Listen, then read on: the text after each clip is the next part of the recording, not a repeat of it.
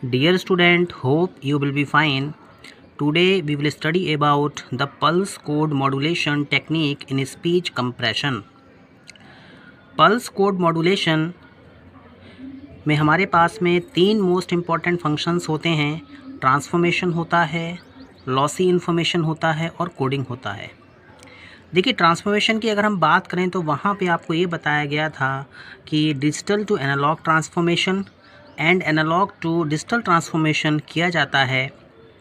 जो भी हमारी सिग्नल्स होते हैं, एनालॉग सिग्नल्स, उनको पहले एनकोड किया जाता है डिजिटल इन्फॉर्मेशन में, देन उनको डिकोड करके दोबारा उनकी ओरिजिनल फॉर्म में लेके आया जाता है बिफोर ट्रांसमिटिंग. इसके बाद आपको ये बताया गया था कि जो भी इन्फॉर्मेशन होती है वो लॉसी टाइप की होती है. मीन्स कहीं ना कहीं इन्फॉर्मेशन लूज़ हो जाती है.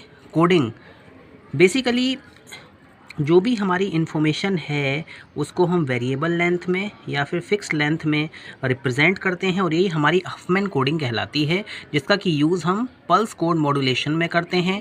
यहाँ पे कोडिंग से बेसिकली मतलब ये है कि यहाँ पे शॉर्ट सिंबल्स का यूज़ किया जाता है.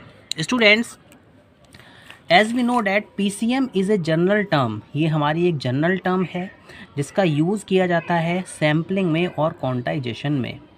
और ये सैम्पलिंग और क्वांटाइजेशन ही आपकी क्या कहलाती है? कोडिंग कहलाती है. स्पीच कंप्रेशन में refers to speech encoding. Speech compression में हम स्पीच की एनकोडिंग करते हैं, स्पीच की डिकोडिंग करते हैं. स्पीच एनकोडिंग यहाँ पे कंप्रेशन फॉर ट्रांसमिशन और स्टोरेज.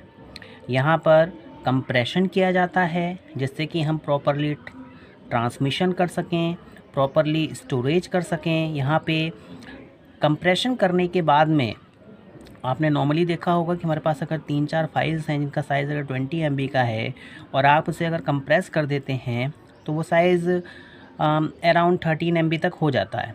तो इट मीन्स यहाँ पे मेमोरी स्पेस भी कम लगेगा. Secondly, possibly to an unintelligible state with decompression use prior to playback. देखिए, अगर आप उसको दोबारा उसकी ओरिजिनल फॉर्म में लेके आना चाहते हैं तो हम उसको दोबारा क्या कर देते हैं? डीकम्प्रेस कर देते हैं. तो वो डेटा जो भी है आपका वो ओरिजिनल फॉर्म में आ जाता है. सेकेंडली स्टूडेंट्स, यहाँ पे टाइम कंप्रेस्ड स्पीच होती है. अगर आप वॉइस को कंप्रेस करना चाहते हैं तो आप वॉइस को भी कंप्रेस कर सकते हैं, जिससे कि वहाँ पर हम इमीडिएट प्लेबैक देख सकते हैं. और इमीडिएट प्लेबैक करने के लिए आप उसको दोबारा डीकम्प्रेशन टाइम में लेके आते हैं. टाइम कंप्रेशन स्पीच से हमारा बेसिकली मतलब ये है कि वहाँ पे हमें डीकम्प्रेशन नहीं करना होगा, वहाँ पे हम रियल टाइम में ऑडियो को प्लेबैक कर सकते हैं. नाउ अगर हम पल्स कोड मॉड्यूलेशन की बात करें स्पीच सिग्नल प्रोसेसिंग में, तो सबसे पहले क्या होता है कि जो भी हमारा ऑडियो से डिजिटल में ट्रांसफॉर्मेशन होगा सिग्नल का, उसको सबसे पहले हम म्यू लॉ से फॉलो करते हैं. स्टूडेंट्स, बेसिकली जो हमारा म्यू लॉ है ये एक कंपेंडिंग एल्गोरिथम है जिसका बेसिक यूज़ ये है कि जो हमारी 8 बिट यानी कि 1 बाइट पल्स कोड मॉड्यूलेशन होगा डिजिटल कम्युनिकेशन सिस्टम में. मीन्स यहाँ पर 8 बिट का यूज़ किया जाएगा ट्रांसफॉर्मेशन के लिए. मीन्स अगर आपको एनालॉग से डिजिटल कन्वर्ज़न करना है या फिर डिजिटल से एनालॉग कन्वर्ज़न करना है तो यहाँ पर आपको 8 bit pulse code modulation use करना होगा. That is mu law. तो देखिए, जो म्यू लॉ है उसमें आपको ये बताया गया है कि म्यू लॉ में जो भी सिग्नल होता है उसकी एनकोडिंग की जाती है, क्योंकि जो स्पीच है इसकी एक वाइड डायनेमिक रेंज है. मींस आप ये नहीं कह सकते कि ये एक स्टैटिक रेंज में आती है. कहीं कहीं आपको वॉइस का वॉल्यूम बहुत ज़्यादा आप कह सकते हैं इंक्रीज़ है, कहीं पे वॉल्यूम डिक्रीज़ होता है, कहीं पे मिड रेंज में वॉल्यूम आता है. तो मींस यहाँ पे आपको डायनेमिक बिहेवियर देखने को मिलता है. नाउ स्टूडेंट्स, जितने भी हमारे कंपेंडिंग एल्गोरिथम्स हैं, ये जो हमारे एल्गोरिथम्स होते हैं इनका जो बेसिक वर्क होता है कि जो भी डायनेमिक रेंज है किसी भी ऑडियो सिग्नल की उसको रिड्यूस करना.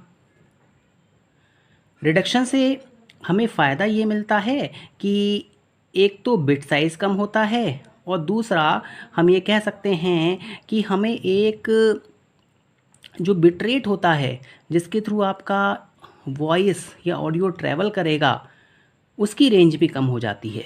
Students, only then in PCM अगर हम पल्स कोड मॉड्यूलेशन की बात करें तो इसमें यूनिफॉर्म क्वांटाइजेशन अप्लाई किया जाता है। मैंने आपको बताया था क्वांटाइजेशन बेसिकली एक मैकेनिज़्म है जिसके थ्रू आप किसी पर्टिकुलर रेंज में सैंपल साइज़ लेते हैं और उनके बेसिस पे आप आउटपुट प्रोड्यूस करते हैं।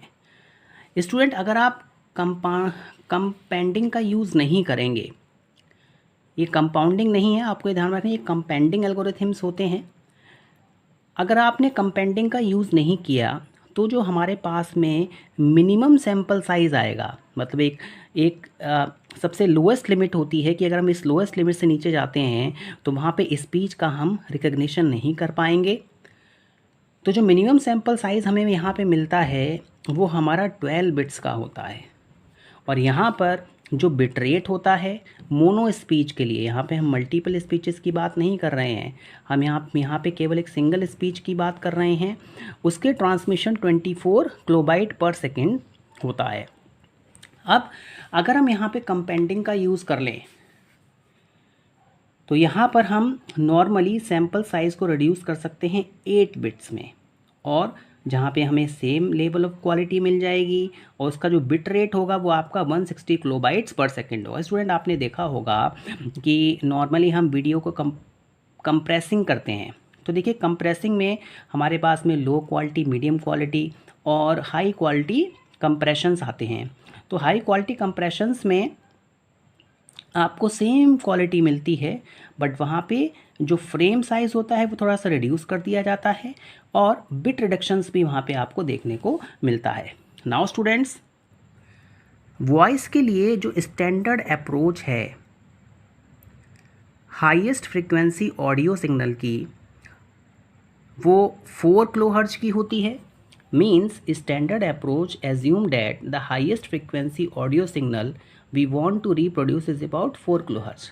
मीन्स स्टैंडर्ड अप्रोच में आप 4 किलोहर्ट्ज का ऑडियो सिग्नल प्रोड्यूस कर सकते हैं। Therefore the sampling rate is only 8 kilohertz. It means यहाँ पे जो सैम्पलिंग रेट होगा वो आपका 8 किलोहर्ट्ज का होगा। देखिए, क्योंकि हाफ डुप्लेक्स में है, आपको पहले बताया गया है कि जो नाइक्विस्ट थ्योरम होती है उसमें हम डबल द साइज़ लेते हैं, मीन्स डबल सैम्पलिंग रेट वहाँ पे हम एज्यूम करते हैं। एंड द कंपेंडेड बिट रेट, जो हमारे पास में कंपेंडेड बिट रेट मिलेगा वो उसका साइज़ कितना हो जाएगा, 64 kbps हो जाएगा। स्टूडेंट्स, यहाँ पे हमें 2 पॉइंट रिमेंबर रखने हैं। सबसे पहला पॉइंट क्या है, because only sound up to 4 kilohertz are to be considered. जैसा कि आपको ये बताया गया है कि यहाँ पे हम केवल 4 किलोहर्ट्ज का साउंड कंसीडर करेंगे। All other content must be noise, और जितना भी कंटेंट होगा, अदर फ्रिक्वेंसी जितनी भी आ रही होंगी वो सारा का सारा क्या होगा, नॉइस कंसीडरेशन होगा। देयरफॉर हम कह सकते हैं वी मस्ट रिमूव दिस, हमें ये एक्स्ट्रा साउंड को क्या करना है, रिमूव करना है, क्योंकि ये जो हमारा हाई फ्रिक्वेंसी कंटेंट है इसको हम रिमूव करेंगे एनालॉग इनपुट सिग्नल में से। और यहाँ पे बेसिकली इसका जो रिमूवल होगा उसमें हम एक बैंड लिमिट सेट कर देते हैं कि 4 किलोहर्ट्ज से लेके 8 किलोहर्ट्ज तक हमें साउंड को इनपुट सिग्नल्स कंसीडर करना है, और जितनी भी इस बैंड लिमिट के एबव साउंड फ्रिक्वेंसी अगर हमें मिलती है तो वो हमारा एक्सट्रेनियस साउंड होगा। नाउ स्टूडेंट, सेकेंडली हम ये कह सकते हैं once we arrive at a place, मतलब हम किसी एक पॉइंट पे पहुँचेंगे जहाँ पर हमारे पास में हमें पल्स सिग्नल मिलेगा। यहाँ पर हमें बेसिकली क्या करना है, परफॉर्म करना है digital to analog conversion and construct output analog signal. देखिए, आप जब भी पल्स कोड मॉड्यूलेशन परफॉर्म करेंगे स्पीच रिकग्निशन में या फिर ऑडियो में, तो पहले क्या होता है, एनालॉग टू डिजिटल कन्वर्जन होता है। देन आफ्टर डैट जब कंप्रेशन होगा इसके बाद में दोबारा आप डिजिटल टू एनालॉग कन्वर्जन करते हैं। नाउ स्टूडेंट्स, देखिए यहाँ पे आपको एक एक्स वाई एक्सेस पे एक आपको चार्ट बनाया गया है। बेसिकली ये क्या है, हमारा एम्पलीट्यूड है। नाउ ये हमारे ओरिजिनल सिग्नल्स हैं, ये हमारी एक वेव फॉर्मेशन हो रही है, हमारे पीसीएम सिग्नल्स होते हैं। स्टूडेंट यहाँ पे जो भी हमें सिग्नल्स मिलते हैं वो एक इफेक्टिवली स्टेयर केस में मिलते हैं, और ये जितने भी सिग्नल्स होते हैं वो आपके डिसकंटिन्यूअस फॉर्म में होते हैं। यहाँ पे जो सिग्नल्स होते हैं उनमें हमें फ्रीक्वेंसी कंपोनेंट देखने को मिलेंगे, क्योंकि यहाँ पे ओरिजिनल सिग्नल्स का भी कॉम्बिनेशंस होता है, बट यहाँ पे हमें एक शार्प कॉर्नर्स देखने को मिलते हैं। मींस यहाँ पे हमें हायर फ्रिक्वेंसी देखने को मिलती है, और ये जितनी भी हायर फ्रिक्वेंसी होती है वो आपकी एक्सट्रेनियस फ्रिक्वेंसी होती है। मींस हमें इसको कंसिडर नहीं करना है। स्टूडेंट इसके लिए हम करते क्या हैं कि जो भी हमारा आउटपुट सिग्नल आया उसको हम लो पास फिल्टर्स के थ्रू पास करेंगे, और इससे क्या होगा कि जो फ्रिक्वेंसीज़ होंगी, जो हायर फ्रिक्वेंसीज़ होंगी वो कंसिडर नहीं की जाएंगी, और ऑटोमेटिकली हमारे पास में एक प्रिफर्ड फ्रिक्वेंसी के इनसाइड हमें अपना आउटपुट मिलेगा, और हम ओरिजिनल मैक्सिमम फ्रिक्वेंसी को रिटेन कर देंगे। देखिए जैसे आपको ये चार्ट दिखाया गया है, ये हाई फ्रिक्वेंसीज जो होंगी इन सबको रिमूव कर दिया जाएगा, और इस तरीके से ये आपका एक वेव फॉर्मेशन यहाँ पे आपको देखने को मिलेगा, जो कि हमारा एक ओरिजिनल साउंड है। नाउ स्टूडेंट्स, सबसे पहले हमें इनपुट एनालॉग स्पीच का एक सिग्नल मिला, एनालॉग सिग्नल मिला, हमने बैंड लिमिट फिल्टर्स लगा दिए। मींस जो हायर फ्रिक्वेंसीज़ हैं उनको हमने यहाँ से क्या कर दिया, रिमूव कर दिया। इसके बाद में म्यू लॉ का कंप्रेशर लगाया गया, फिर हमने एक लीनियर पल्स कोड मॉड्यूलेशन लगाया। अब दोबारा जो भी हमारे पास में यहाँ पर डिजिटल, देखिए यहाँ पे डिजिटल ऑडियो और स्पीच हमें देखने को मिला, इसको हम दोबारा कन्वर्ट कर देंगे एनालॉग में। अब जो हमने म्यू लॉ के थ्रू कंप्रेशन किया था वो हम यहाँ पे क्या कर देंगे, एक्सपेंशन कर देंगे। फिर हम इसको लो पास फिल्टर्स के थ्रू पास करेंगे, और हमें हमारे पास में newly output analog speech signal मिल जाएगा। स्टूडेंट्स यहाँ पे हमें ये देखने मोस्ट इम्पॉर्टेंट है कि यहाँ पे एनकोडिंग भी होती है और डिकोडिंग भी होती है। देखिए सबसे पहले हम क्या कर रहे हैं, इसको एनकोड कर रहे हैं। एनकोड करने के बाद हम यहाँ पे क्या कर रहे हैं, इसको डिकोड कर रहे हैं। नाउ स्टूडेंट्स, जब हम इसको लो पास फिल्टर्स के थ्रू पास करते हैं तो जो हमारा आउटपुट सिग्नल होता है वो क्या हो जाता है, स्मूथ हो जाता है। Students, I hope you have understood this lecture. Thank you very much.